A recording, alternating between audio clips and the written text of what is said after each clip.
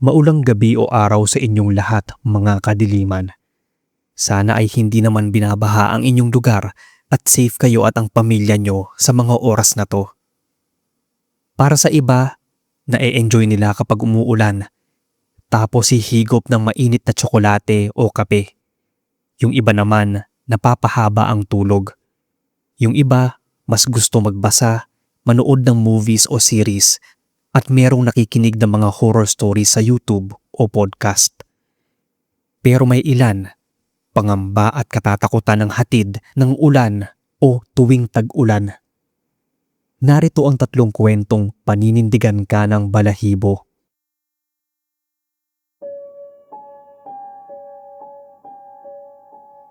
Magandang araw sa inyo, Sir Bob, pati na sa mga listeners nyo. Tawagin na lang akong Alma, taga-Tarlac. May gusto lang sana akong ibahaging kwento. Tungkol ito sa karanasan ko nung nasa elementary pa lang ako. Bilang batang 90s, karamihan talaga sa amin noon ay lumalabas sa bahay at naglalaro. Hindi pa nauso yung mga gadgets. Talagang halos mga physical pa ang mga laro. 3 kaming magkakapatid at pangalawa ako. Babae ang panganay at lalaki ang bunso. Nasa 11 years old ako nang mangyari to. Tandang-tanda ko yun dahil yun ang edad nang magkaroon ako ng bulutong tubig. Naalala ko na kapag tag-ulan ay sa loob lang kami ng bahay naglalaro. Sakto lang yung laki ng bahay. Minana pa yun ni Papa sa mga magulang niya na minana rin ng nanay niya sa mga magulang nito. Bale, pangatlong may-ari na noon si Papa. Pero hindi ko rin sigurado dahil baka minana rin nila yon sa kanununuan. Luma na rin kasi nang tumira kami doon. Gawa yon sa pinagsamang semento at kahoy, yung typical na antik na bahay. Kapag ganoong malakas ang ulan sa labas ay naglalaro na lang kami ng mga kapatid sa loob ng bahay. Kung hindi jackstones ay mga text, tapos yung mga naipon naming mga Power Ranger at X-Men na pictures. Minsan naman kapag siniswerte, nakakapag-ipon ng pogs. Kapag naman nagsawa ay nagtataguan kami. Ito na nga, Sir Bob. Ako ang taya nun. Hanggang ngayon ay hindi ko pa rin nakakalimutan ang nakita ko nung araw na yon at napapaisip pa rin. Habang hinahanap ko sina ate at bunso ay nag-ikot-ikot ako sa bawat silid. Tapos napadpad ako sa dating silid ng lola ko, yung nanay ni Papa. Naabutan ko pa si Lola at tanda ko yung itsura niya. 9 years old ako nang mamatay siya. Halos 2 taon pa lang ang nakakalipas buhat nang maranasan ko ito. Nang mapadpad nga ako sa silid na yon ay hindi agad ako pumasok. Nakabukas kasi ito ng bahagya. At paglapit ko sa may pinto ay may nakita akong nakaupo sa higaan ni Lola. Kaya sinilip ko kung sino yon. Babae ito na nakatalikod. Pero sigurado akong hindi ito si Mama dahil halos puti na lahat ang buhok nito. Sunod ay narinig ko namang parang umiiyak ito, kaya dahan-dahan akong pumasok. Ang natatandaan ko ay lumapit ako sa may bandang likuran niya. Tapos tumayo siya at naglakad. Saglit akong natigilan dahil diretso lang yung lakad niya papuntang dingding. Hanggang sa bigla na lang siyang nawala sa paningin ko. Kaya napatawag ako kay Mama nun. May isip na ako noong mga panahon na to at alam ko ang tungkol sa mga multo.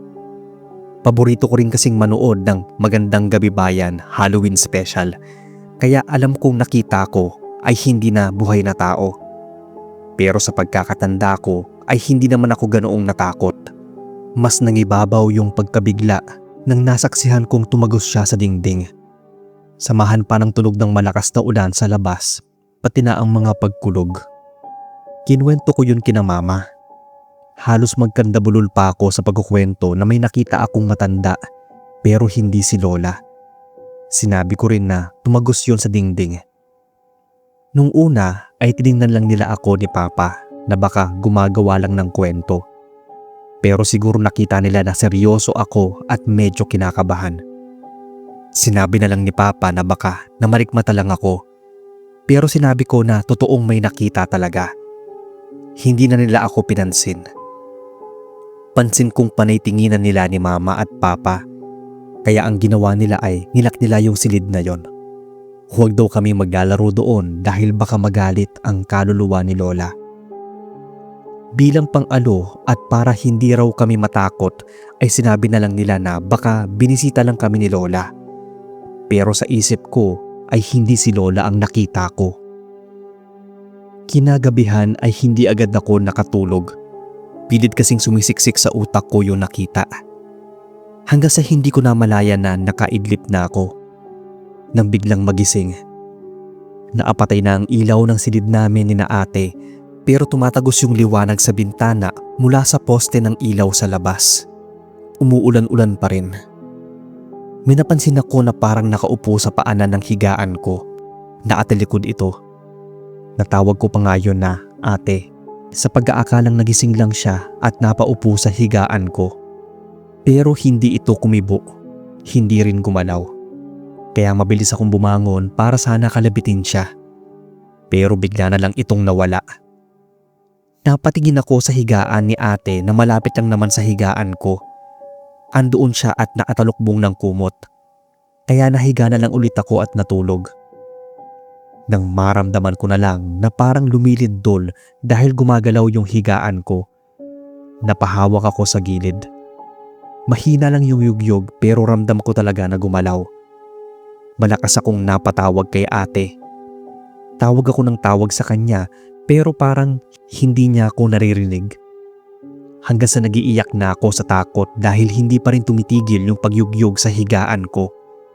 Hindi na sa lindol ang takot ko noon kundi sa nakikita kong figura na nakatayo sa paanan ng higaan na para bang ito ang may kagagawan ng paggalaw ng higaan ko. Napahiyaw na ako. Panay ang sigaw ko ng ate at nagkakandaiyak na nga. Pero sa di malamang dahilan ay hindi magising-gising si ate. Kitang-kita ko na gumagalaw ang figura at hindi yon si ate o si mama. Sigurado akong hindi sila yon dahil sobrang haba ng buhok nito.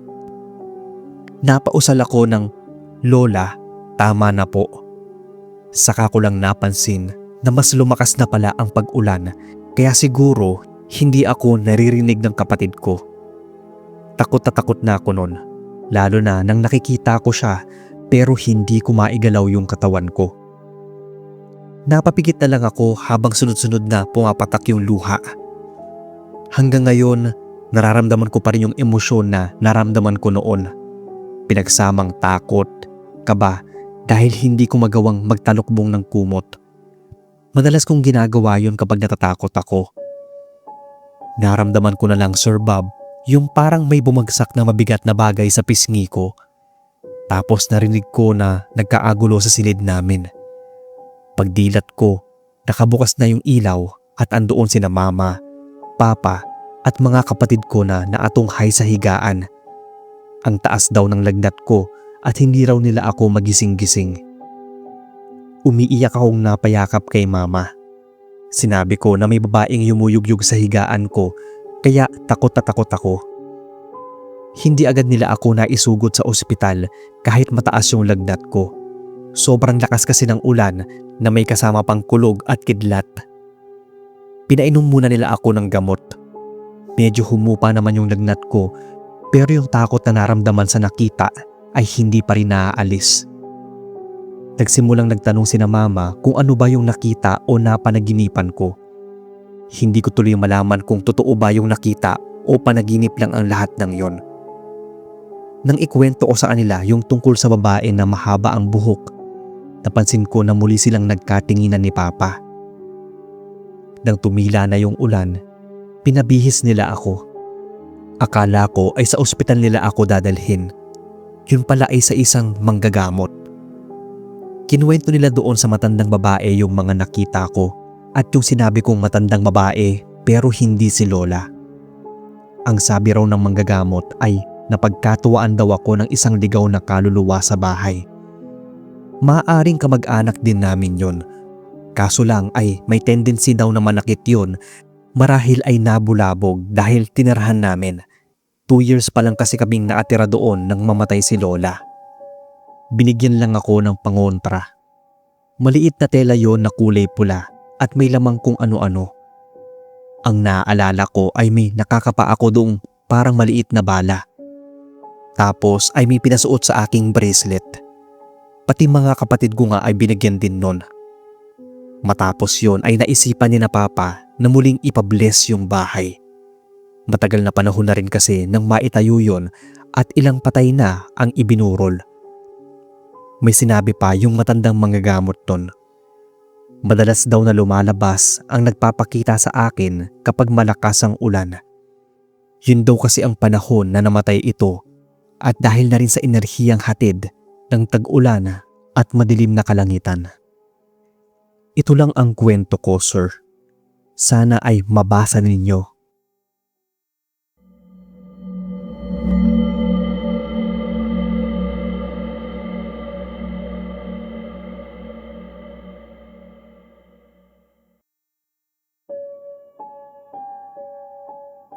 Hello sa inyo, Boss Bob, pati na sa mga nakikinig. Ako si Rob, taga Bacolod City. Itong karanasan na ibabahagi ko sa inyo ay sa kapatid ko na mas matanda sa akin, si Kuya Rodolph. Pareho lang kaming nasa elementarya nung panahon na yon at nakaugalian namin na tuwing umuulan ay naliligo kami. Hindi ko maalala kung anong taon o buwan yon. Basta palagi na lang nung umuulan ng malakas at minsan pa nga ay may bagyo o kaya LPA. Imbis na kabahan kami dahil baka bahain ng lugar, ay mas natutuwa pa kami. Masarap kasing maligo sa ulan, lalo kapag bata ka. Magsisimula pa lang nung na pumatak ang malakas na ulan ay nakahanda na kami ni Kuya na lumabas ng bahay.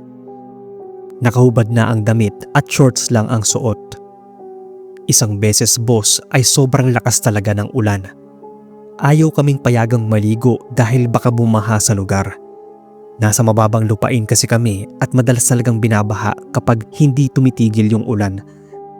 Pero hindi kami nakinig at pumuslit talaga. Tuwang-tuwa pa kami nagpapadulas noon sa imburnal kasabay ng daloy ng tubig. Mabilis naman yung imburnal na may malaking kanal na sementado. Kaso ay malumot na yon. Lalong lumakas yung ulan kaya parang waterfalls na yung tubig na dumadaloy sa malaking kanal papuntang imburnal. Tagusan yung imburnal na yon.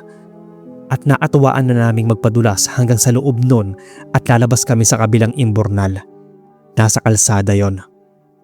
Ilang metro lang naman ang layo ng dalawang imburnal. Naunang nagpaago si Kuya papunta sa kabila. Hinintay ko pa siya na lumabas sa kabilang imburnal. Ako naman ay medyo natakot dahil nga ang lakas talaga ng agos ng tubig.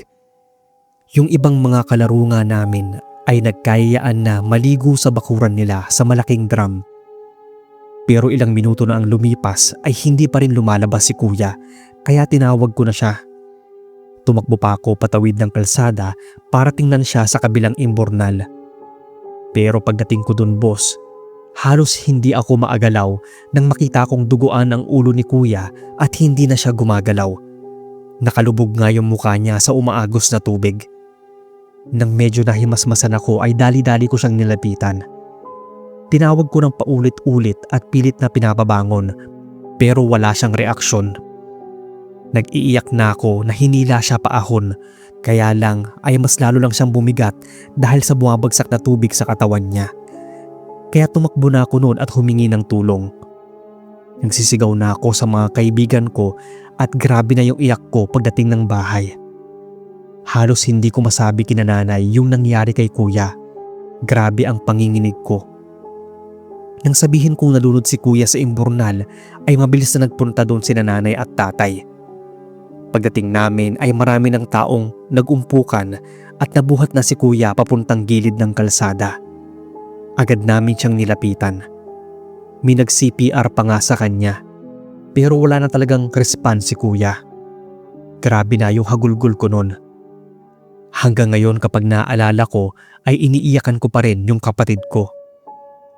Hindi na siya nakasurvive kahit na dinala pa siya sa ospital. Maraming tubig na ang nalunok niya at marami na ring dugo ang nawala mula nang nabagok yung ulo niya. Hindi ko alam na naihampas niya yung ulo niya noon sa ilalim ng imburnal. Sementado kasi at malakas siguro yung impact dahil sa malakas na agos ng tubig. Nung high school ako ay napapadalas ang pagtambay namin sa imbornal. May malapit na waiting shed kasi doon. Minsan kapag umuulan ay doon kami sumisilong para tumambay. Hindi ko alam kung totoo ba yung narinig ko nang isang gabing tumambay kami doon. Umuulan din kasi at parang may dumaang boses sa pandinig ko. Yung parang sumama lang sa hangin. Nanggagaling yata yon sa ilalim ng imbornal. Hindi siya malinaw pero alam kong hindi yun boses ng mga kasama ko. Yung para siyang sigaw na hindi malinaw. Tapos bigla na lang nagsabi nun yung isang kasamahan namin na tumambay na parang may nakita raw siyang nakaupo sa ibabaw ng imbornal. Nang tingnan naman naming mabuti ay wala. Pero pinagpilitan niyang meron talaga. Kaya nagkayayaan ng umuwi dahil nagkatakutan na. Pinagbawalan na rin noon ang pagligo dahil sa malakas na agos ng tubig paloob. Ilang taon kong dinala ang pangungulila kay kuya at yung guilt na naramdaman ko nung araw na yon. Ako kasi talaga yung nagpumilit sa kanya na maligo kami doon. Ayaw sana niya dahil baka mapahamak ako, pero siya itong napahamak pala.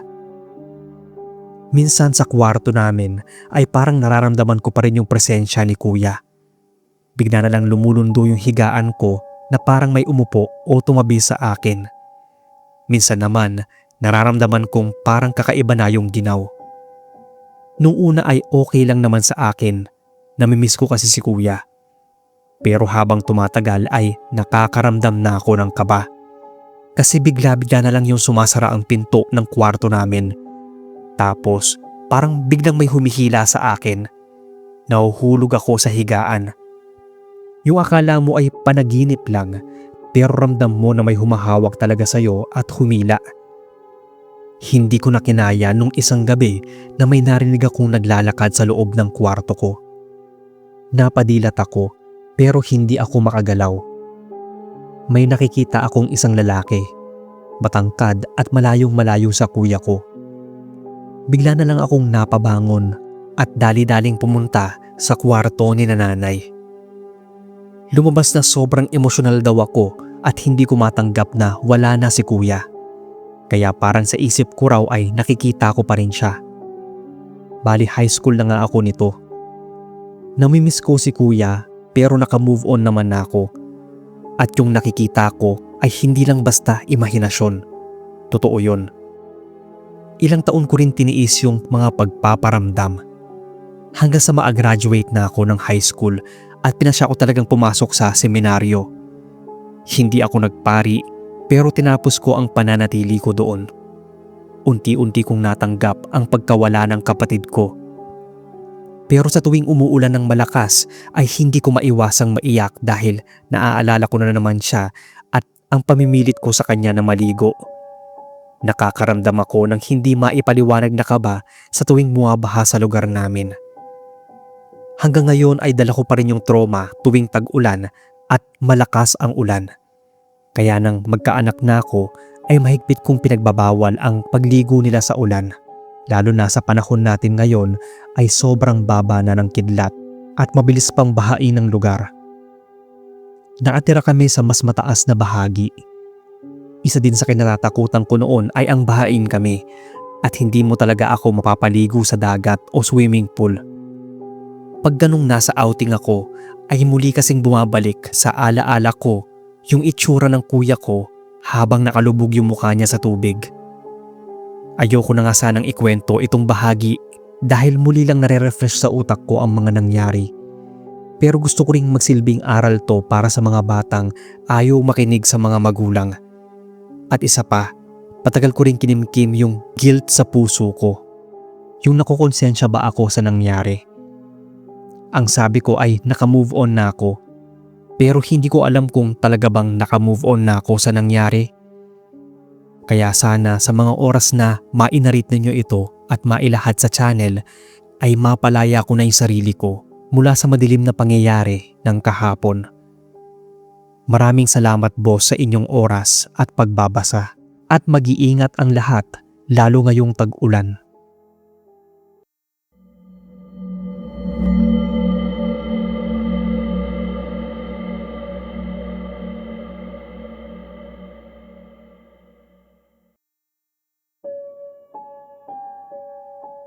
Magandang araw sa inyo, Sir Bob, at sa lahat ng mga nakikinig. Tawagin niyo na lang akong Loislin, taga Cavite. Itong kwento ko ay nangyari sa isang baryo sa Mindoro.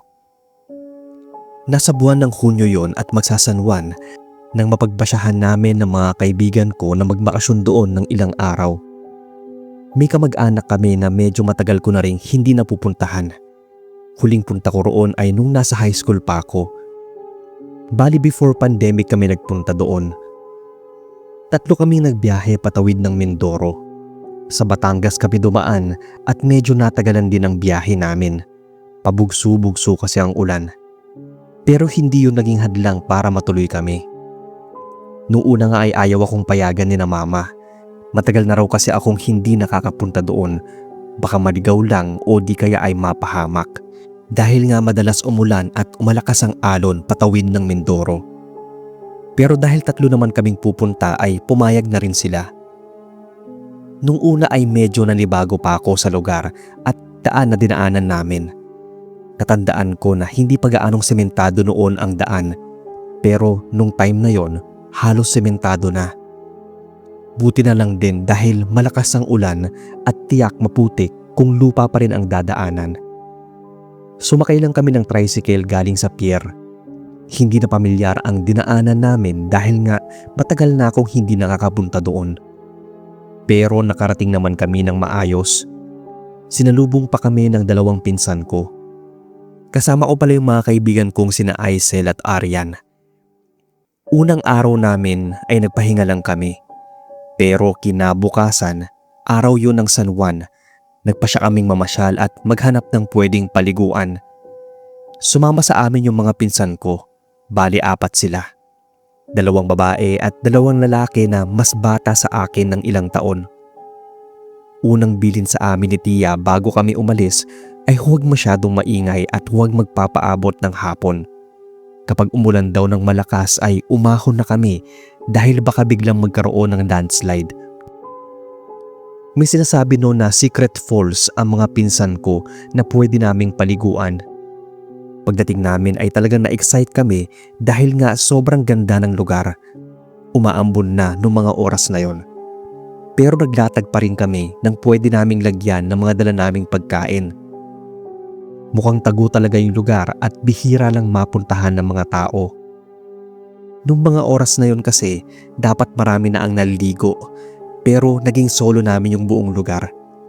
Bihira lang kaming makaranas na maligo sa falls, kaya siniguro naming mag-e-enjoy kami sa araw na yon. Nakalimutan na nga namin yung bilin ng tiyahin ko. Doon kami nagtanghalian. Ang balak namin ay hanggang alas 3 o alas 4 lang kami. Pero inabot na nga kami ng alas 6 noon dahil sa paliligo. Habang naliligo kasi kami ay nagtatawanan at nagkakwentuhan pa. Minsan ay naghahabulan din at nagkakarera sa paglangoy. In short ay nag-ingay talaga kami.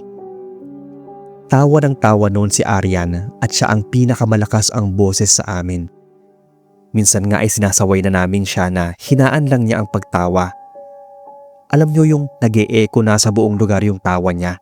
Kaya nahawa na rin kami at natatawa sa ginagawa niya. Saka lang namin napansin na magdidilim na. Kung hindi pa nun bumagsak ang malakas na ulan ay hindi pa rin kami magsisipag-uwian. Kaya nagmadali na kaming magligpit ng mga gamit. Ang lakas nga ng ulan pero parang baliwala lang sa amin. Inayos namin yung mga kalat bago umalis. Pero itong si Arian, tinapon yung tubig na laman ng jar na dala namin para daw hindi mabigat. Doon niya tinapon yun sa isang puno na hindi ko na maalala kung ano. Basta malaking puno yon na mataas. Malaki din ang ugat.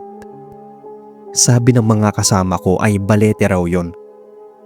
Bali wala naman yun sa amin. Saka lang namin yun naalala nang may mangyari kay Arian. Maayos naman kaming nakauwi. Pero nakatikim kami ng maikling sermon kay Tia. Alam na raw namin na masama ang panahon. Nagpaabot pa kami ng dilim sa falls. Tahimik lang kami nun. Lihim pa kaming nagngingitian. Nung panahon na yon, aminado akong naging pasaway talaga kami. Hindi akma sa edad. Pero nag-enjoy din kasi kami nung araw na yon. Kinagabihan ay anong oras na rin kaming nagsipagtulog dahil nagkwentuhan pa sa sala. Magkakasama kaming tatlo sa loob ng kwarto. Naunang natulog si Aisel at hindi ko na namalayan kung sino sa amin ni Aryan ang nakatulog una. Basta, nagising na lang kami pareho nang marinig naming biglang dumaing si Aryan. "Aray!" Yung narinig ko na sabi na parang may kumagat sa kanya. Tapos bigla siyang bumangon at kumamot. Bigla siyang napausal na ang kati-kati raw at nagkakamot na siya sa iba't ibang parte ng katawan niya. Kaya bumangon na ako noon at nagpailaw. Tinanong ko kung anong nangyayari sa kanya. Halos hindi siya makasagot dahil abala siya sa pagkakamot. Nang tingnan namin yung parte ng kinakamot niya ay nagkaroon ng parang pulang mga pantal. Namumula nga yun na parang may namuong dugo. Hindi lang siya basta piraso, Sir Bob. Bawat kinakamot niya ay nagkakaroon ng pantal. Kaya natakot na kami noon na baka may masamang mangyari sa kanya. Agad kong ginising si Tia.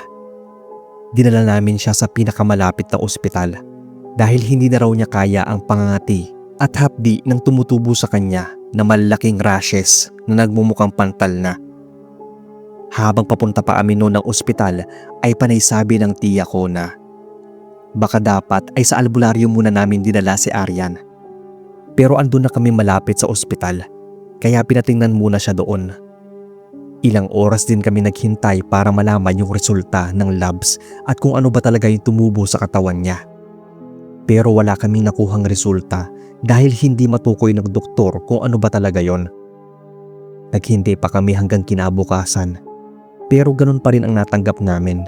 Negative. Walang makitang anumang dahilan ng mga pantal na yon. Kaya nagdesisyon si Tia na ilabas si Aryan. Subukan daw namin siyang dalhin sa albularyo. Ang nakaagulat, Sir Bob, dahil paparating pa lang kami ay nakaabang na yung albularyo sa labas ng bahay nito.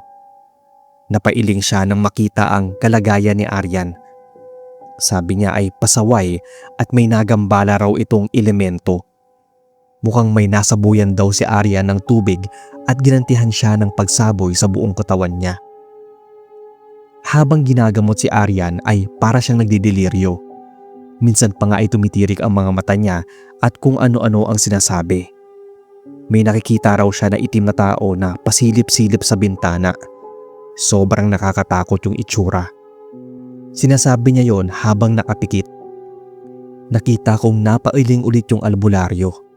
Matindi raw siguro ang naging pinsala ng pagsaboy ni Aryan ng tubig kaya ganoon na lang din ang ginawang pagbalik ng saboy dito. Hindi raw yun gagaling ng tuluyan hanggat hindi nakakausap ng albularyo ang elementong may gawa nun sa kanya. Nagulat ako nang gumamit ng itlog yung albularyo para makausap yung elemento. Kapag tumayo raw ang itlog ay makikipag-usap yon, pero kapag hindi at abutan na naman kami ng dilim ay mas lalong lalala ang mga pantal ni Aryan. Lalo raw yung kakati kapag malakas ang ulan. Nakailang beses nagtangka yung albularyo na patayuin yung itlog hanggang sa tumayo nga yon. Namamanghang kinikilabutan ako nang makitang kusang tumayo yung itlog. Doon ay nakita naming bumubulong yung albularyo na parang may kinakausap. Pagkatapos nun ay natumba yung itlog. Lumingon siya sa amin at sinabing nangihingi ng alay yung elemento. Nakita kong binasag ng albularyo yung itlog at hinalo yun sa iba't ibang dahon at ugat. Nilagyan pa ito ng puting tela at yun ang pinahid sa buong katawan ni Aryan habang may binibigkas. Matutuyo raw ang mga pantal at magiging normal na ang kulay kinabukasan. Kailangan daw namin na mag-alay ng 2 manok at mga itlog. Ipanalangin daw naming huwag umulan para hindi mabasa ang ibibigay na alay. Laking pasalamat naman namin dahil umaraw kinabukasan. Maaga pa lang ay nagpunta kami ni Tia doon sa lugar na pinagsabuyan ng tubig ni Aryan.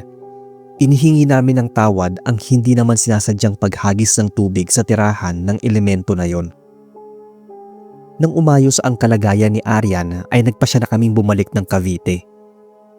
Akala ko ay magiging okay na siya. Pero ang kwento niya, sa tuwing umuulan daw ay nananaginip siya ng masama. Palagi raw niyang nakikita yung itim na nilalang na yon. Sinabi ko na lang na magdasal siya bago matulog at maglagay ng asin sa paligid ng higaan. At hanggang ngayon, ginagawa niya yon. Hanggang dito na lang, Sir Bob, ang kwento namin.